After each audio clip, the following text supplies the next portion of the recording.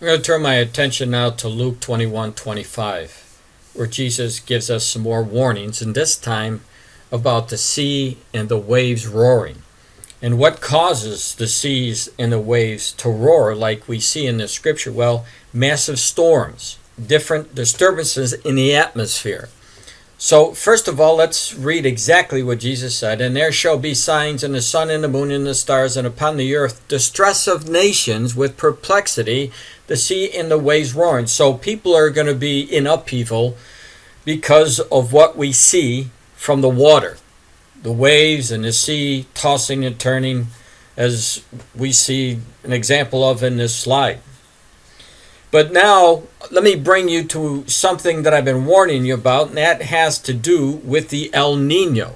Because this El Nino system is very, very powerful, and they're talking about it, and they're showing us the same thing that Jesus showed us, that this El Nino was going to dump rain like unbelievable amounts. It was also going to cause droughts in different portions of the world. So we're going to see a lot of upheaval in many different places around the world because of the El Nino system. It's going to affect the crops. It's going to affect people, probably moving mass amounts of people because of flooding. Let me play this video that came out from this Bloomberg business report entitled "The Strongest El Nino in Decades is Going to Mess with Everything." For just a reminder of what El Nino is, a term that we hear and hear thrown around a lot. What is it exactly? El Nino is when the equatorial Pacific, the surface of the equatorial Pacific actually warms up a few more degrees above normal than it usually is. And this actually sets off a chain reaction in the atmosphere where the atmosphere and the surface of the ocean become coupled, and it changes weather patterns all over the world. There will not be a bigger event this year in terms of global weather than El Nino. Yeah, I was quoting you there in the lead, back in a big way. What do we know about how big it's going to be this year? Right now it's in the top three, and they think it may actually make it to the second position by the time it peaks. It'll peak in a couple months, so they won't really know where it stands until that happens. But right now it's definitely in the top three, and it could be one of the biggest. Marvin, I'm turning to you here. I'm curious about how people mitigate, try to plan ahead when they know it's an El Nino year. There are farmers who must be quite worried about this. Yes, that's right. In many areas, like in Brazil, in Vietnam, when they have been suffering from dry conditions, they try to make preparations, accumulating water, safe from rainfall, for example. And in some areas, the government gives them more money to prepare improving irrigation systems, if possible, when it's possible. Brian, they're saying that we haven't really felt the effects of this yet here in North America, but there are places around the world that have already. That's right. As you mentioned earlier, sugar prices already are up 13% this month at an 8-month high. Investors have been bullish for the past few weeks and have been rewarded by El Nino, an early Christmas gift, because already the world was expecting 2 consecutive deficits in sugar supplies this year and next. And now with the erratic pattern brought by El Nino, Brazil is having diminishing yields, as well as India. These are the 2 world's biggest suppliers. And there is growing concern that as El Nino progresses, Australia also will be hit with dryness, and Australia is one of the largest exporters. Marvin, they're talking about how erratic this can be, Brian.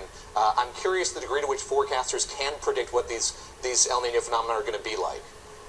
They aren't always identical, so what happens is every El Nino is a little bit different, but they have certain signals. For instance, in the Northeast, there is not a good signal as to what happens during the winter time. We may end up with a mild winter, we may not end up with a mild winter. But across the southern United States, for instance, it's almost certainly that there'll be a lot of rain.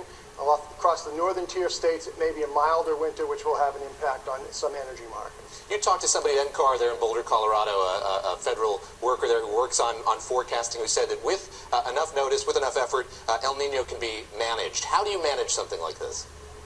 Well, it depends. It can change the types of crops that you plant.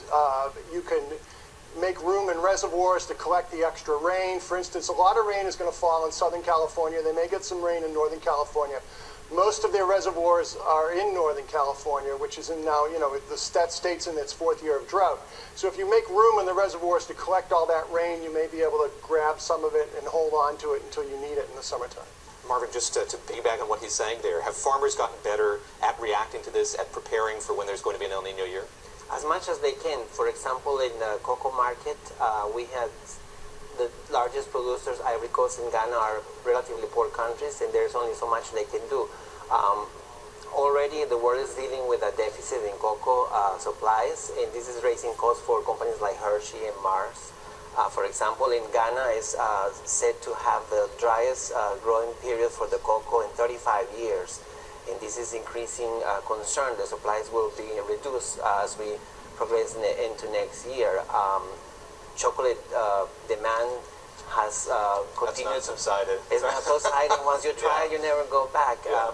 Also, coffee in Colombia, which typically enjoys good rainfall, has had a drought this year, partly attributed to El Nino, and half of the nation's coffee plantations have been affected.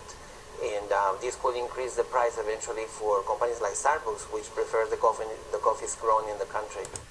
So there you have it. It just gives you a little of indication not only about the weather system itself, but how it's going to affect the crops. And as this El Nino gets worse and we see a reduction of the crops, it's just going to drive the prices up. And when you look at Revelation chapter 6, verse 6, the Lord in this scripture really shows us that in the last days people are going to have to work all day long for one small meal because the prices obviously went up so high. And why are they going to go up so high is because there will be less crops. And El Nino, especially a super El Nino, could actually hasten the destruction of the crops by massive droughts that we're seeing in many parts around the world already. Also, almost on a daily basis now, I've been giving you updates about either the birds, the fish, or the animals dying. Today is really no different. And for those of you who don't know this prophecy, just go and read Hosea chapter 4, verses 1 through 3, and you'll find there the Lord shows us that the beast of the field, the fowls of the air, and the fish in the sea are dying. They're all going to be taken away. And then, of course, in the book of Revelation, we see that all the fish are going to be dead. So one of the main reasons I believe that we're seeing the fish die off could be because of what's happening in the water with El Nino, as we just discussed. Now, the update is for October the 22nd, 2015, here in America, where thousands of fish were found floating in a lake in Florida. Channel 13 News gives us this information in their report entitled, "Thousands of Fish Found Dead in Lake Ivanhoe." And of course, just like the rest of these reports that I've been showing you, mass numbers of fish floating dead on top of the water. The Florida Fish and the Wildlife officials are working to figure out how thousands of fish turned up dead at Orlando's Lake Ivanhoe. And as in so many of the reports that I've given to you about these deaths becoming a mystery, so too this article. Take a look at this. We'll start it right here. It says officials from the city of Orlando and the Florida Fish and Wildlife Conservation Commission said they are working to determine what killed the fish. FWC said that they don't think it's anything toxic that's killing fish. They say it's possibly something environmental that's causing the fish to turn up dead, but at this point they don't know for sure. So once again, just mark it up as another mystery. But the bottom line is we're seeing the same exact thing as we see recorded in Scripture for the end days.